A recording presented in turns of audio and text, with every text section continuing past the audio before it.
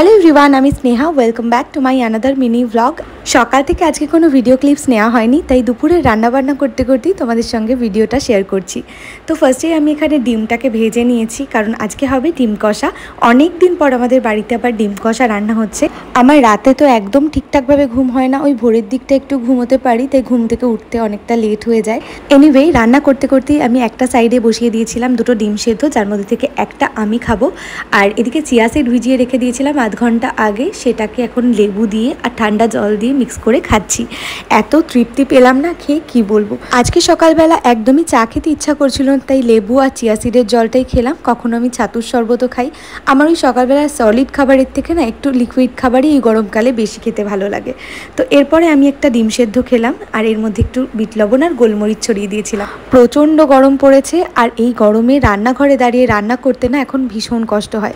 বিয়ের আগে রান্না বান্না তো একদমই করতাম না, কারণ সেই সময়টাই কখনো হয়ে ওঠেনি। বিয়ের পরেও সেভাবে যে দায়িত্ব নিতে হয়েছে সেরকম নয়, কিন্তু এখন আমি নিজের ভালোবাসা থেকেই রান্নাটা করি। বাট নিজে রান্না করতে ভালোবাসি বলেই বুঝি যে রান্নাঘরে দাঁড়িয়ে রান্না করাটা এই গরমের মধ্যে কতটা কষ্টকর। কিন্তু আমাদের মায়েরা আমাদেরকে হাসি মুখে দুবেলা কিন্তু খাবারটা মুখের সামনে ঠিক তুলে দেয়। যাই হোক, এদিকে আমার ডিম কষা রান্না হয়ে গেছে। উপর থেকে আমি একটু শাহি গরম মশলা ছড়িয়ে দিয়েছিলাম, আর বাবিকে আজকে করে দেবো ডালিয়া। অনেক দিন পর ওকে আবার আজকে ডালিয়া দিচ্ছি। আর তার মধ্যেই আমি খেয়ে নিলাম একটা লাড্ডু, যেটা আমাদের পাড়ার দোকানে পাওয়া যায়, খেতে কিন্তু ভীষণ টেস্টি। তারপর আমার ওপরে যে কাজগুলো পেন্ডিং ছিল সেগুলো করে নিলাম। এখন আমি ঘরটা ভালো করে মুছে নিলাম। ঘর মোছা কমপ্লিট হয়ে যাওয়ার পর চলে এলাম স্নান করতে। স্নান করে বাবিকে লাঞ্চ করিয়ে আমিও লাঞ্চ করে নিয়ে বসেছিলাম একটু কাঁচা মিঠে আম। দুপুরবেলা বাবিকে ঘুম পাড়িয়ে আমিও বাবির পাশে বসে একটু এডিটিংয়ের কাজগুলো কমপ্লিট করছিলাম। সন্ধ্যাবেলা রেডি হয়ে নিয়েছি, আর আজকে ছিল আমাদের একটা ইনভিটেশন, মানে বুদ্ধ পূর্ণিমার পুজো হয়েছিল রেশমার দোকানে আর আমার কাকা শ্বশুরের দোকানে। তো সেখানেই যাওয়ার জন্য রেডি হয়েছি। তো ফার্স্টেই চলে এসেছিলাম আমার কাকা শ্বশুরের দোকানে। এখানে এসেই খেলাম একটা আইসক্রিম। এই গরমেও তো বাবির প্রচণ্ড ঠান্ডা লেগে গেছে, তাই আমি খুব একটা আইসক্রিম খেতে দিচ্ছি না। বাট আইসক্রিম দেখলে ও না নিজেকে রেজিস্ট করতে পারে না, তাই ওই আমার থেকেই একটুখানি আইসক্রিম ওকে দিয়েছিলাম। তো যাই হোক, এখান থেকে বেরিয়ে চলে এলাম রেশমার শপে। এখানে এসে অনেক পরিচিত মানুষের সঙ্গে দেখা হলো, যাদের সাথে অনেক দিন দেখা হয় না। তো ভালোই লাগলো, বেশ কিছুক্ষণ বসেছিলাম। তারপরে খেলাম একটা আইসক্রিম, যেটা রেশমার শপ থেকে দেওয়া হয়েছিল।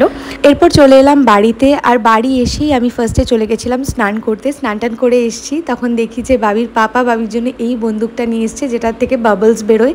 বীরনগরে বুদ্ধ পূর্ণিমার দিনই চণ্ডীতলার মেলা হয়। তো ভোরবেলা সায়ন চলে গেছিলো পুজো দিতে, আর সেখান থেকে কিনে এনেছে বাবির জন্য এই বাবলস বন্দুকটা, যেটা পেয়ে বাবি তো ভীষণ খুশি হয়ে গেছে। তারপরে বাবা বাড়িতে আসার পরে আমরা সবাই মিলে একটু চা খেলাম। আর রেশমা শপ থেকে কি দিয়েছিল তোমাদেরকে একবার দেখাই।